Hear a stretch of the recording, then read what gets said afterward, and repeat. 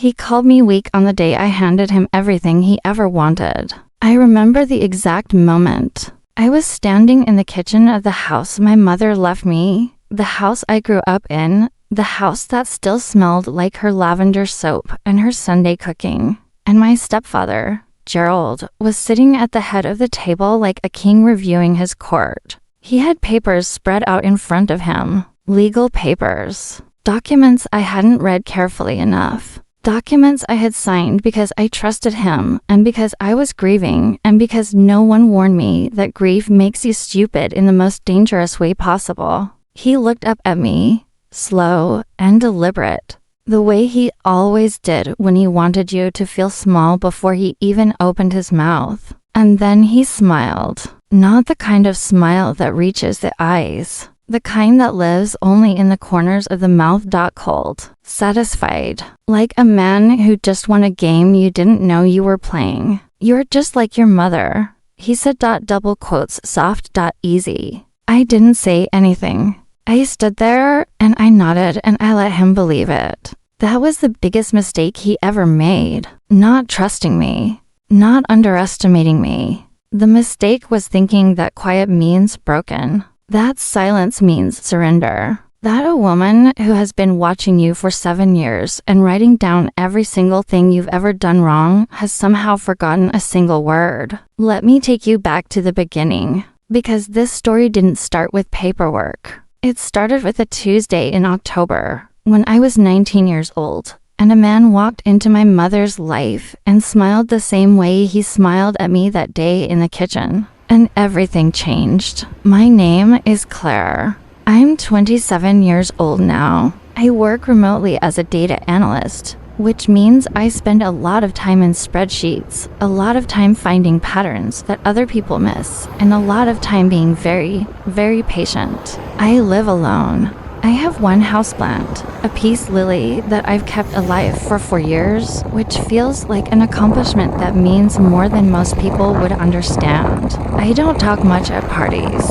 I prefer libraries to bars. I've been told I have a quiet kind of face, the kind that people look past in a room. My whole life, people looked past me, Gerald included, and that was exactly how I needed it. My mother, Patricia, was the kind of woman who filled every room she walked into. Not loudly. She wasn't loud. But she had a warmth that you could feel like sunlight coming through a window. People trusted her immediately. They opened up to her. She worked as a librarian for 22 years and knew the name of every regular customer and what they liked to read and whether they preferred tea or coffee when she happened to have some at the front desk. She was good. Genuinely, deeply good. And she was alone for most of my childhood. My biological father left when I was 3, and I have no memory of him worth keeping. It was always just us, me, and my mom in a modest 2-bedroom house on a quiet street with an oak tree in the front yard that she had planted herself the year I was born. She used to say, "Claire, that tree is your age. Watch how it grows." I did. I watched everything. She met Gerald when I was 19. I was home from my first year of college for a summer break. He was a financial advisor, or so he said. He had a handshake like a politician and a voice like a radio host, and he wore watches that cost more than my mother's monthly salary. He told her he'd built his own firm from nothing. He told her he understood hard work. He told her she deserved to be taken care of. She believed him. Of course she did. She was 51 and she had been alone for 16 years, and here was this tall, confident man telling her she was worth something. I didn't trust him from the first dinner. I couldn't have told you why back then. I didn't have the vocabulary for it. It was something in the way he asked questions, not because he was curious, but because he was collecting. Every answer my mother gave him, he filed away somewhere behind those careful eyes. The house, the savings, whether she had a will, what was in it. He wove these questions into conversations so smoothly that you didn't notice until later. And by then you'd already answered. I noticed. But I was 19, and he was charming, and my mother was happy for the first time in years. So I told myself I was being paranoid. I went back to college. I let it go. They got married 14 months later. I was a bridesmaid. I smiled in all the photos. I gave a toast that made my mother cry. And Gerald shook my hand at the reception and looked at me with those cold, satisfied eyes and said, "We're family now, Claire." I smiled back. I have never smiled so carefully in my life. The changes were slow at first. That's how it works with people like Gerald. They don't come in and flip the table on day one. They rearrange things gradually. One chair moved a few inches. One picture taken down and replaced with another. One quiet suggestion that becomes a rule before you realize it was ever a choice. He moved into my mother's house, our house, and within 6 months, it stopped feeling like my mother's house. His furniture, his preferences, his opinions about which friends of hers were worth her time and which were a bad influence. He didn't forbid anything, not at first. He just made things uncomfortable. Her best friend Donna stopped coming around after Gerald made one too many quiet comments about how much she drank. My mother's book club dissolved when Gerald started scheduling date nights on the same evening every week. I watched all of this from a distance. College. Then my first apartment. I called my mother 3 times a week, and I listened carefully to what she said and what she didn't say. The silences were more informative than the words. By the time I was 22, she had stopped mentioning her savings account. She used to talk about it sometimes. It was small, but she was proud of it. 30 years of careful deposits. Now she talked about joint finances and Gerald's investment strategies and how he was handling things. I started keeping a journal. Not a feelings journal, a facts journal. Dates, times, specific words she used, specific things she mentioned and then never mentioned again. Phone calls where her voice was a half step too careful. Visits where Gerald hovered just a little too close. I didn't know what I was building.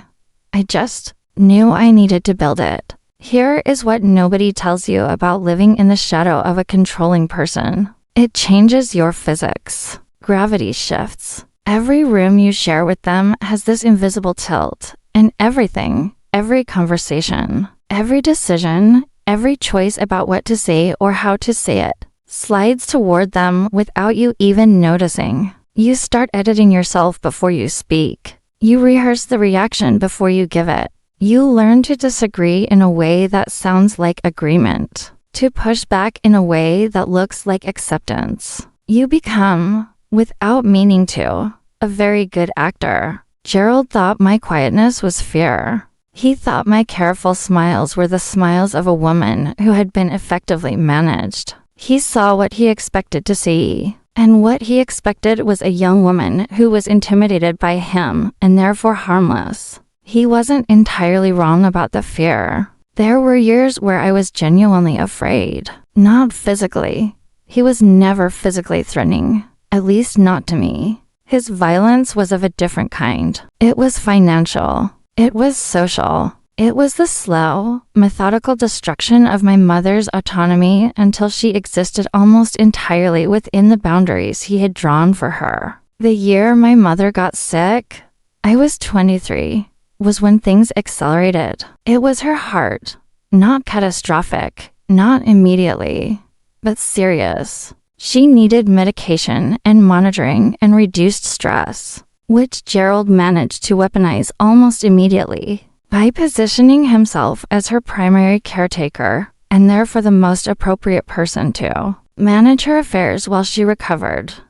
He suggested the power of attorney with such reasonable compassion that even I almost missed it. Almost. I researched it quietly.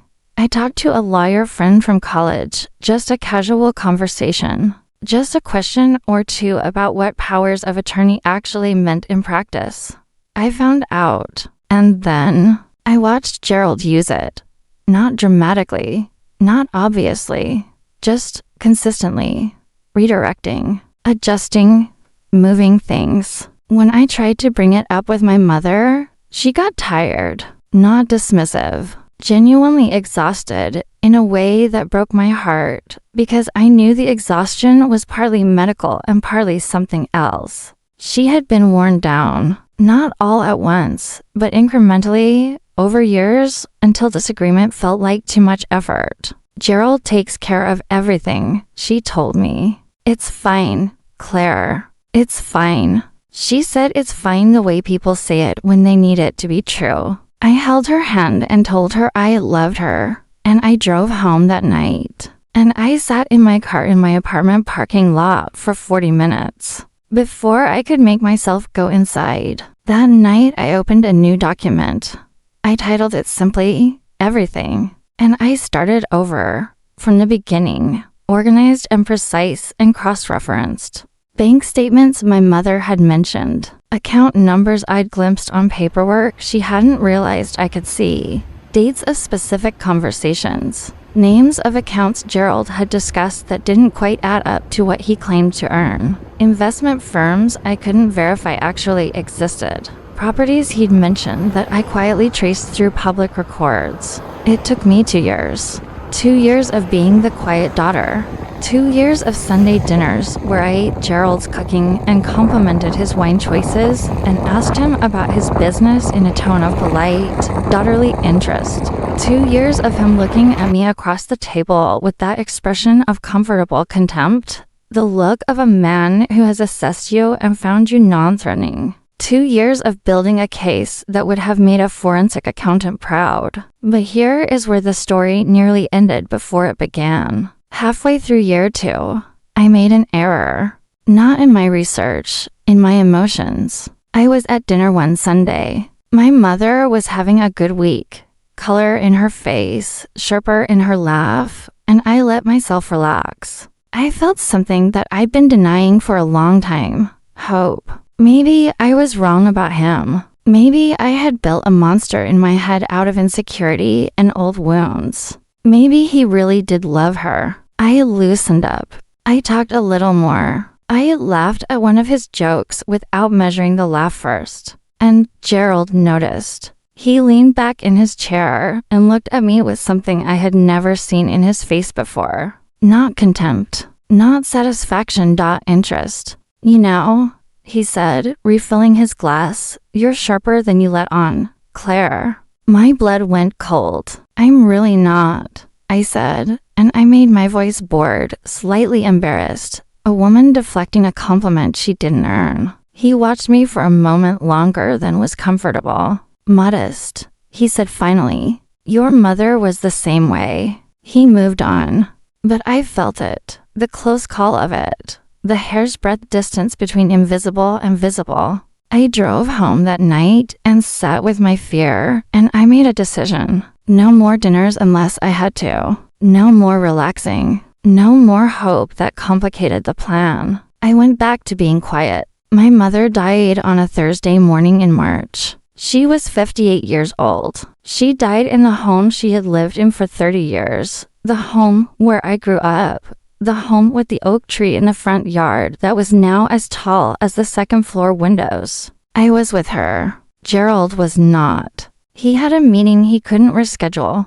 That is what he told me later, standing in the hospital corridor with his jacket still on like a man who had dropped by between appointments, and I held my mother's hand alone while she went, and I told her about the oak tree, how tall it had grown, how strong the roots were now. Because I didn't know what else to say, and it felt like the truest thing. After the funeral, Gerald was gracious in a way that made me feel sick. He received condolences with exactly the right weight of grief, heavy enough to be convincing, composed enough to be dignified. He thanked everyone for coming. He put his arm around me for photographs. I let him. 3 weeks later, the will was read. My mother had left everything to me. The house, the savings, a small investment account she'd built over years of careful deposits. Gerald was, of course, already contesting it. He had been, I later discovered, planning this for some time. There was a second document, signed by my mother 2 years prior, during her illness, when she was on medication that affected her cognition, and when Gerald held her power of attorney that redirected a significant portion of her estate to him. There were accounts I hadn't known about. There were transfers of funds that had occurred during that window that had effectively drained the investment account before the official reading even happened. There were also small things, sentimental things. My grandmother's jewelry, which my mother had specifically mentioned to me she wanted me to have, gone from the house by the time I arrived to collect it. When I asked Gerald about the jewelry, he looked at me with patient, sorrowful eyes. I was handling the estate, Claire, he said. I thought it was appropriate to. Where is it? I said, and he shifted, just slightly. A recalibration. He had expected tears, probably, or confusion, or the particular soft collapse of a grieving daughter who was too overwhelmed to press. Instead, he got a question, delivered quietly, with a steady gaze. He recovered quickly. He always did. Some of it may have been sold to cover expenses, he said. Your mother's care was costly. I'm sure you understand. I nodded slowly. Of course, I said. Thank you for explaining. He relaxed. That was the last mistake he made that I didn't already know was coming. Because I had already talked to a probate attorney. I had already filed a formal challenge to the secondary document on the grounds that it was signed under cognitive impairment and potentially under undue influence. I had already contacted the Financial Regulatory Board with the name of the investment firm Gerald had been referencing for years. The firm that, when I checked, had no registered license in our state. I had already sent copies of 3 years of carefully documented communications, dates, transactions, and discrepancies to 3 separate parties who were now, as of that Thursday morning when I sat across from Gerald in the house that had once smelled like lavender soap, already moving. The paperwork in front of him, the papers I had signed, or so he believed, were not what he thought they were. I had had them reviewed. I had added provisions he hadn't read. I had done this with the help of an attorney who specialized in exactly this kind of case, and who had told me, quietly and without drama, this is one of the cleaner cases I've seen. You have more than enough. I had smiled and said, I know. Gerald pushed the papers across the table that morning and told me I was just like my mother. Soft.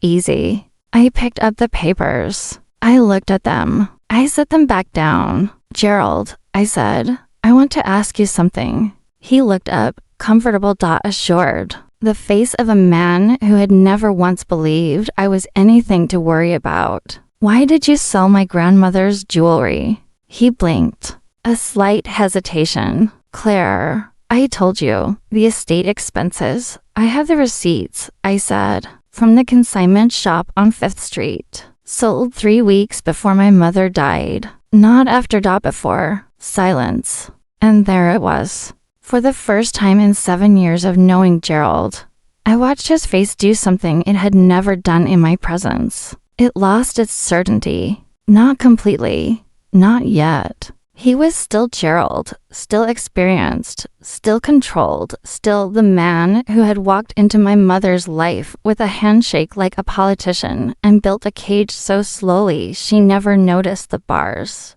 He recovered within seconds. You're grieving, he said. This is grief talking. I understand. The investment firm, I said. Meridian Capital Advisors. I looked it up. Interesting that they have no FINRA registration. Interesting that the address on their letterhead is a mail forwarding service. The color left his face so gradually it was almost like watching water drain from a glass. Claire, the account transfers, I said, from August and September of 2 years ago, when my mother was on the highest dose of her cardiac medication and when you had power of attorney. Those have been flagged, not by me. By the regulatory board I contacted 6 weeks ago. I had thought about this moment for a long time. I had imagined it differently in different versions. Louder, more dramatic. More of a confrontation in the cinematic sense. Raised voices, slammed tables, the cathartic crash of everything that had been held down for years finally breaking through.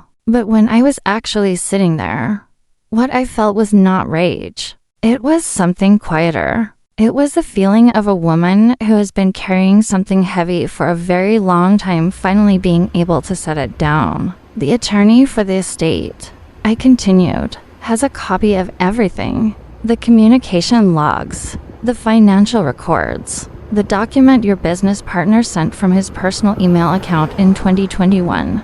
You should tell people not to use personal email for certain conversations, Gerald. It's sloppy.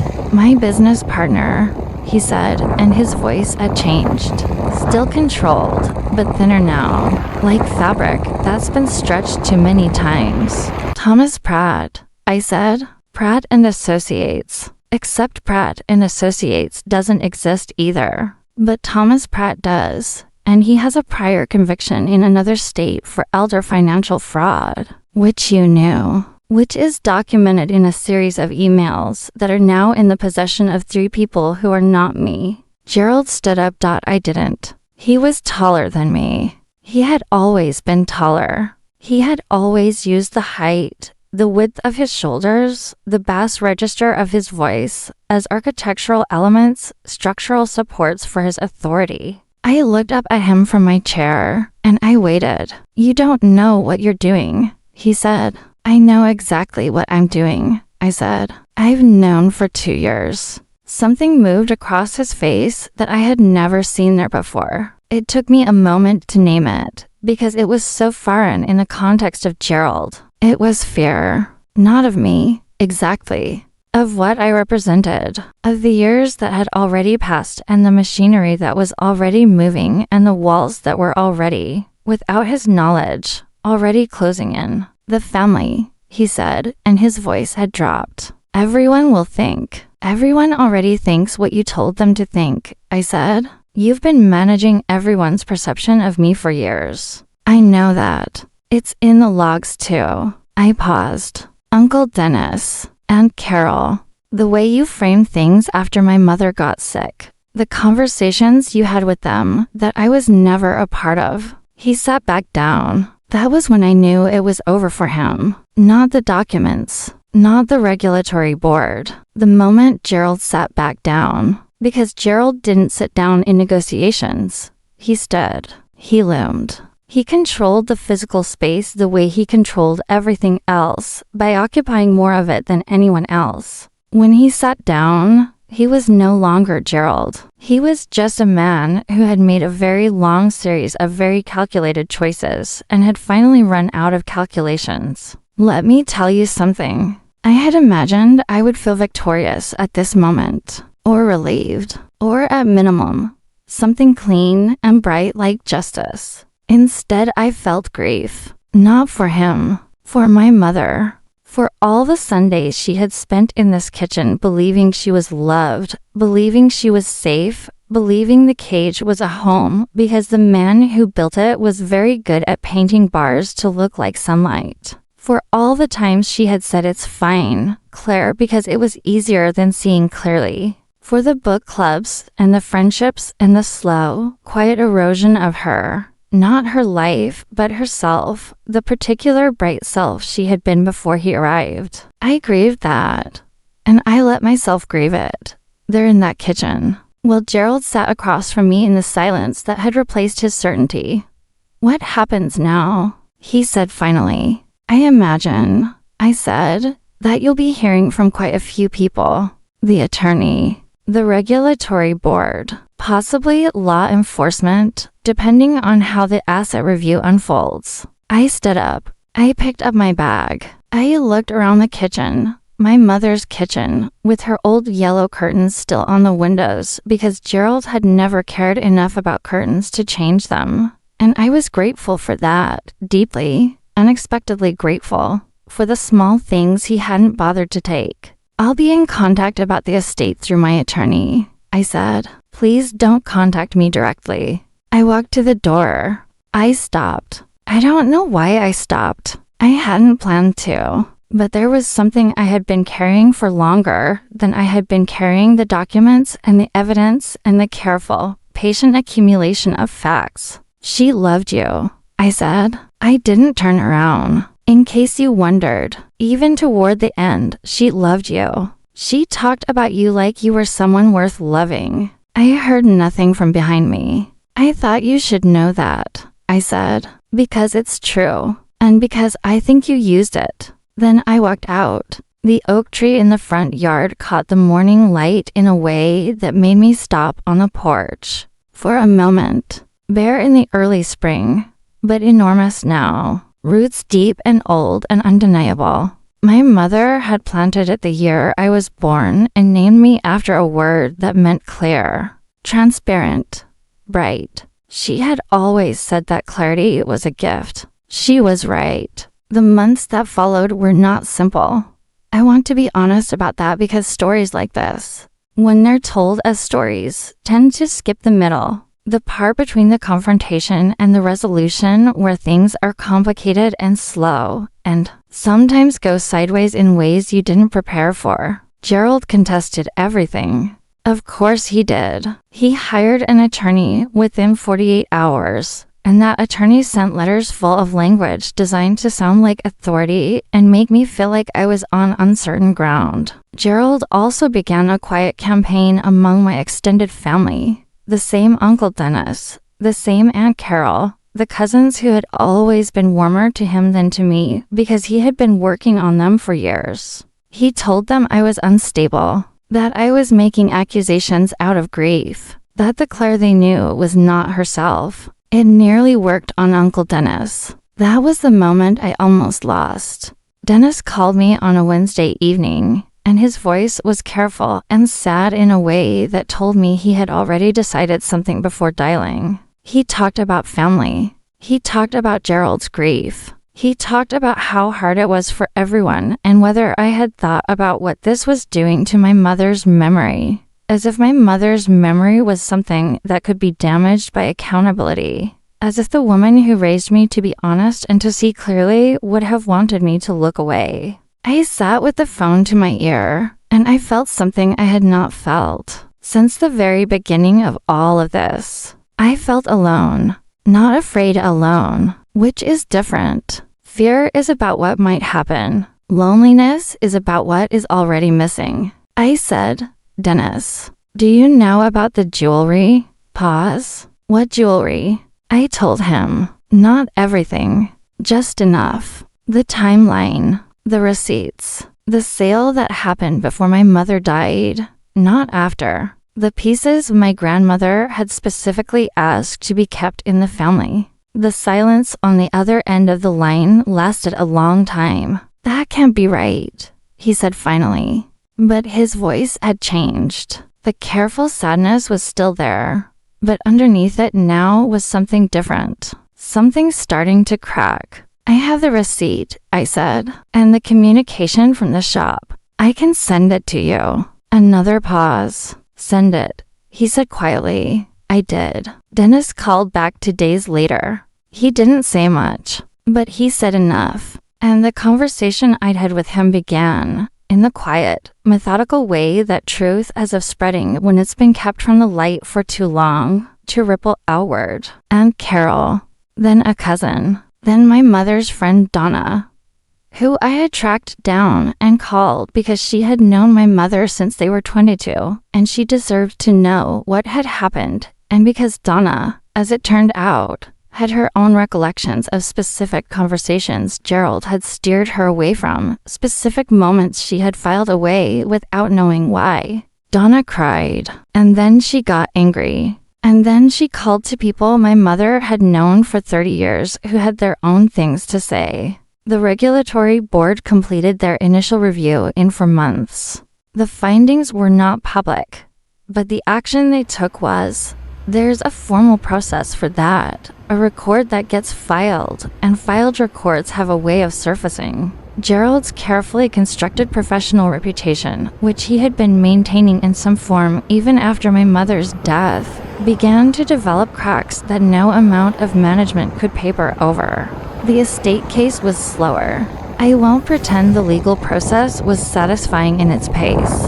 There were months where I questioned whether the expense was worth it, whether my attorney was right that we had enough, whether the machinery I had set in motion was grinding slowly toward justice or just grinding. There were nights I lay awake in my apartment looking at the ceiling and wondering whether my mother, wherever she was, would have wanted me to fight this hard or whether she would have told me, gently, to let it go. I don't think she would have told me to let it go. I think she would have recognized that letting it go would have been easier for me, but wrong. My mother was soft the way good wood is soft. It looks gentle until you try to break it. Then you find out what it's made of. The estate settlement came in the 8th month. Not everything was recoverable.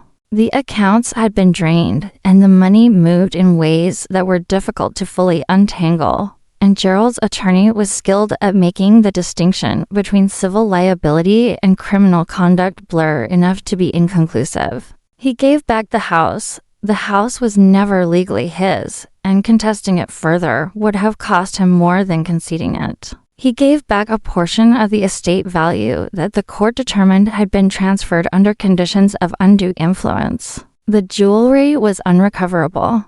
The consignment shop had sold most of it.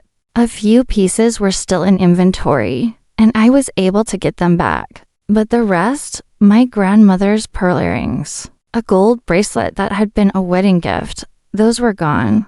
I grieved that separately, quietly, in the way you grieve things that cannot be returned. Gerald lost his professional standing.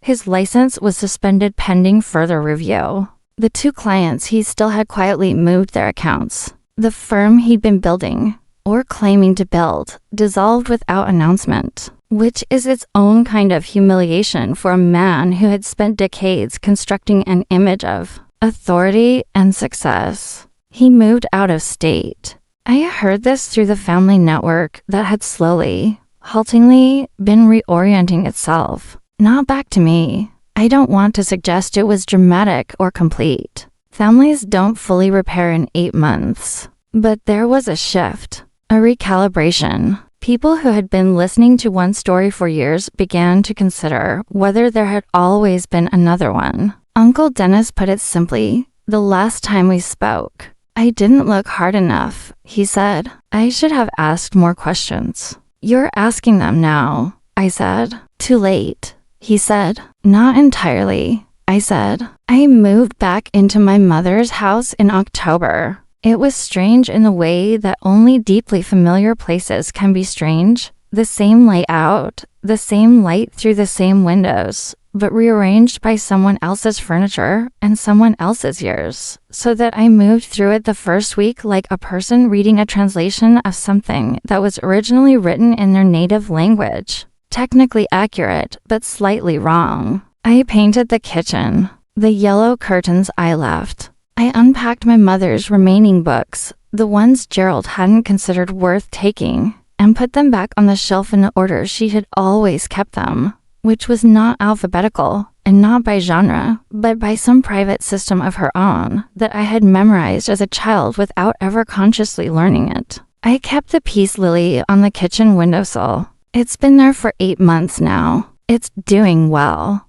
The oak tree in the front yard is 54 years old. It's wider around the trunk than I can stretch my arms. The roots are raised above the soil now, thick and permanent, the kind of thing that doesn't move for anything. My mother used to say trees that have weathered storms don't grow taller. They grow deeper. I think about that a lot. Here is what I know now, after all of it, that I didn't know when I was 19 and watching Gerald across a dinner table and feeling that first flicker of wrongness without the words to name it. Strength does not look like what Gerald expected strength to look like. It doesn't raise its voice. It doesn't take up space. It doesn't arrive with its hands already reaching for what it wants. Sometimes strength looks like a quiet woman in a corner of a room, watching carefully, saying little, building something he can't see. Sometimes strength looks like 7 years of Sundays.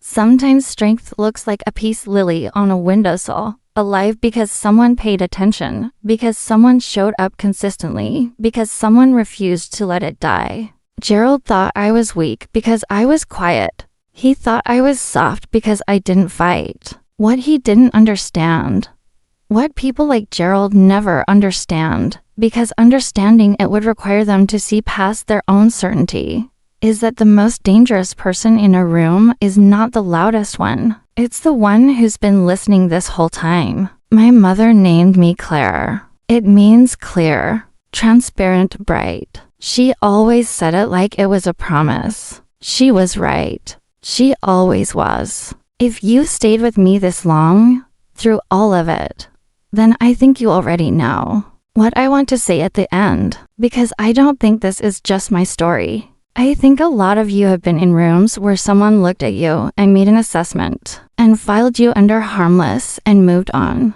I think a lot of you have been underestimated in ways that were painful and sometimes devastating. I think a lot of you have held things quietly, carried things quietly, survived things quietly, in ways that nobody in those rooms could see. Your quiet is not your weakness. Your patience is not your defeat. And the fact that you're still here, still watching, still listening, still building something they can't see, that's not softness. That's roots. And roots, when they've grown deep enough, hold through anything. Script complete, ready for voice-over production. Suggestions for you. The script lands at approximately 8,300 words and is fully structured per your brief. Here are a few production notes worth considering. Thumbnail and title alignment. The moment where Claire says, "I have the receipts," and 6 weeks ago is your strongest visual. Callback. Consider using a split-face thumbnail. Broken, fearful on one side. Controlled, powerful on the other. Timestamps for chapter breaks. The 8 narrative sections build up, villain, tension, incident, discovery, twist, climax, resolution, each run roughly 6 to 8 minutes, which is ideal pacing for the 55 to 65 minute runtime. Music cues, soft piano under the mother sections, silence or sparse ambience during the confrontation scene, something slightly swelling but restrained for the oak tree ending. Retention tip. The moment Gerald sits back down is your biggest twist beat. Flag it in editing with a very slight audio drop or music pause to let it land. Would you like me to write a YouTube description, tags, and SEO title variants for this video as well?